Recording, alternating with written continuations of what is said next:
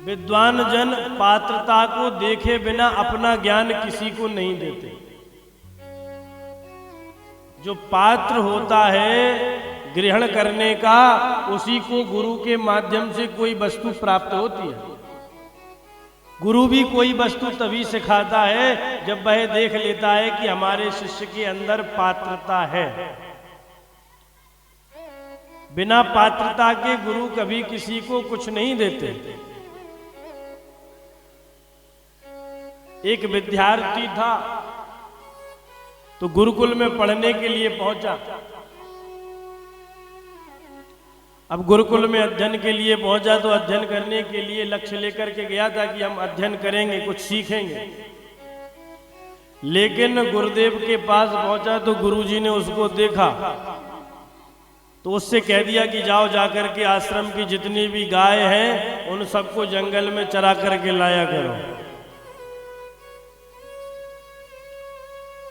तो अब वह शिष्य आश्रम की जितनी गौ माता होवे उन सबको अपने साथ ले जावे और ले जा करके जंगल में उनको चरा के शाम को वापस आश्रम ले आवे।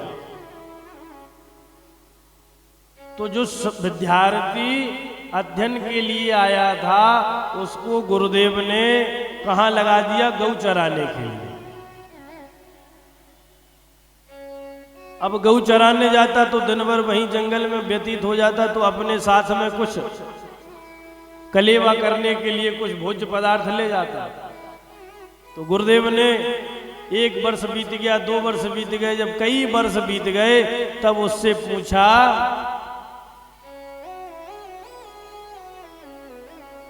कि गौ चुराने जाते हो, क्या व्यवस्था है, कैसे जाते हो, दिन भर कैसे रहते हो? बोले भगवान कलेवा बांध करके ले जाता हूँ और वहीं पा लेता हूँ और गौ माता चरती रहती है और मैं वहां बैठा रहता। तो गुरुदेव ने कहा हमारी बिना आज्ञा के भोजन पाते हो, ये तो गुरु का अपराध करते हो। ये हमारे गुरु आश्रम का नियम है कि बिना गुरु की आज्ञा के भोजन नहीं पाना चाहिए। तो अब जंगल से आज्ञा लेने तो आ नहीं सकता, बहुत समय लग जाएगा, तो कलेवा ले जाना ही छोड़ दिया। बोले गुरुजी का आदेश हो गया तो अब कलेवा लेकर के नहीं जाएंगे। इसमें गुरुजी की मर्यादा का हनन होता है। आज से कलेवा ले जाना बंद। अब समय बीतता गया तो एक दिन गुरुदेव ने फिर बुलाया। बोले क्यों? अब कलेवा तो ले नहीं जाते हो, फिर काम कैसे चलता है, इतना दिन भर कैसे निकलता है? बोले गुरुदेव भगवान जो गाय चरती हैं उन्हीं का दूध निकाल करके मैं पी लेता हूं। गुरुदेव ने कहा कि गौ माता का दूध पी लेते हो, इसीलिए आश्रम में प्रतिदिन दूध कम पड़ जाता है, क्योंकि सारा दूध तो तुम पी जाते हो।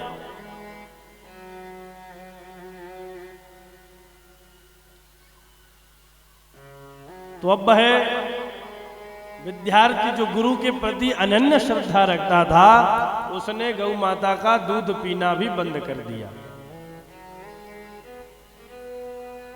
तो समय और बीता तो एक दिन गुरुदेव भगवान ने बुलाया। बोले अब क्या करते हो?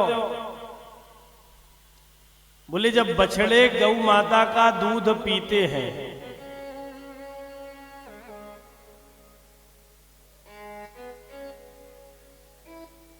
जब गौ माता के बछड़े उनका दुग्ध पान करते हैं तो दुग्ध पान करते समय उनके मुख से जो दूध का झाग लग जाता है, मैं उन सभी बछड़ों के उन दुग्ध के झागों को चाट करके अपनी भूख को शांत कर लेता हूं।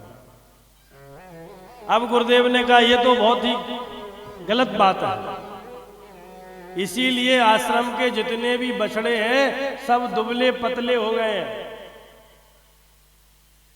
क्योंकि बछड़े तो बड़े ही निर्मल होते हैं, सरल होते हैं,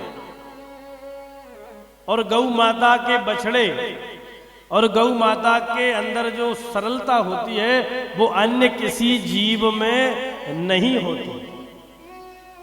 जो सरलता, जो वात्सल्य, जो ममता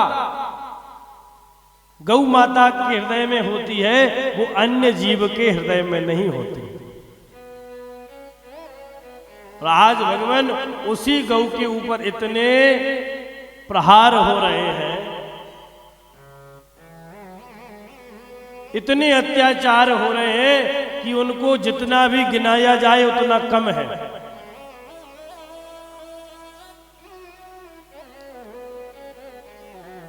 तो गुरुदेव ने कहा कि वो तो बड़े सरल होते हैं बछड़े, तो अपने मुख से और ज्यादा झाग बनाते होंगे कि तुम उसका पान करते रहो, इसलिए बछड़े सही से दूध पी नहीं पाते, तुम्हें झाग बना बना करके देते रहते हैं अपने मुख से, और तुम उन्हें चाट जाते हो, इसलिए वो भूखे ही रह जाते हैं। तो आज से विद्यार्थी ने उन बछड़ों के मुख पर लगे हुए झाग को चाटना भी बंद कर दिया। अब एक दिन सारे गौ और बछड़े तो आश्रम में लौट आए, लेकिन वह शिष्य नहीं लौटा। अब लोगों ने विचार किया, बोले भगवान वो तो भाग गया होगा, जब कलेवा बंद करवा दिया, दूध पीना बंद करवा दिया, और जो बछड़ों के मुख से लगा हुआ झाग चाट करके थोड़ा बहुत अपनी भूख को शांत कर लेता था, अब तो प्रभु आपने वह भी बंद करा ली, अब वो आपकी सेवा करने आने वाला नहीं है, अब तो अपने घर चला गया होगा। तो अच्छे शिष्य की परख एक अच्छे गुरु को होती है।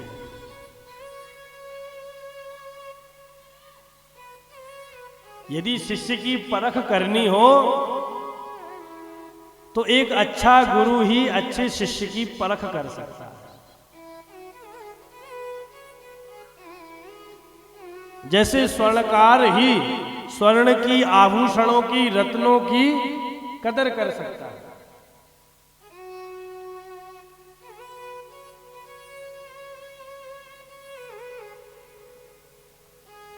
तो गुरुदेव ने कहा कि वो भाग नहीं सकता, मुझे विश्वास है, कुछ बात है तो जंगल में जाकर के देखना चाहिए।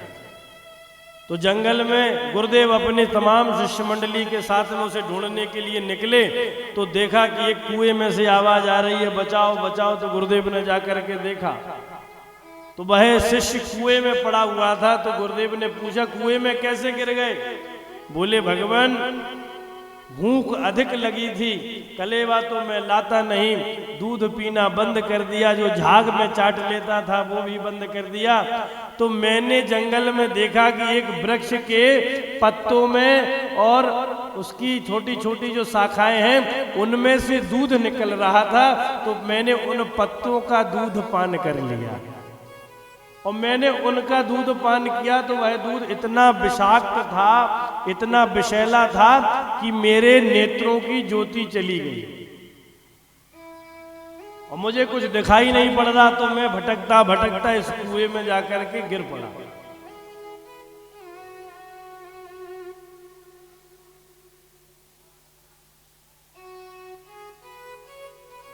तो गुरुदेव भगवान ने कहा कि तुम्हारा यह सब कारण हमारे ही वजह से हुआ है।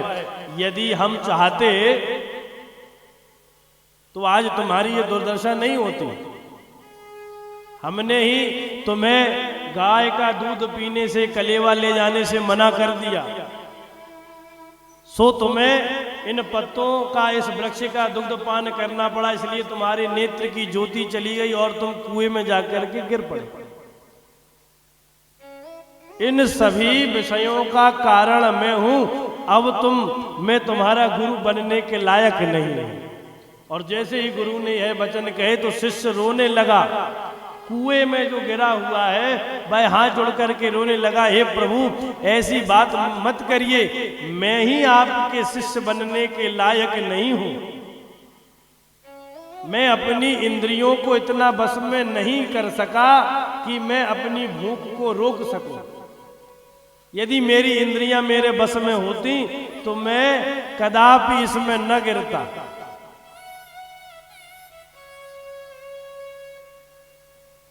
और आपको छोड़ करके, आपके आश्रम को छोड़ करके मैं कहीं नहीं जाने वाला। तो गुरुदेव भगवान ने जब ऐसी भक्ति उस विद्यार्थी की देखी तो तुरंत मंत्र शक्ति से वह जल में अत्यंत धाराएं उत्पन्न हो गईं और वह जल पूरा भर गया। उसी जल के साथ में वह बालक ऊपर आ गया और उसको दिव्य ज्योति प्रदान हो गई। और गुरुदेव के पास में जितनी भी शक्तियां थी सबकी सब उसी शिष्य को प्रदान कर दी जो 10 साल से गाय और भैंसे चरा रहा था।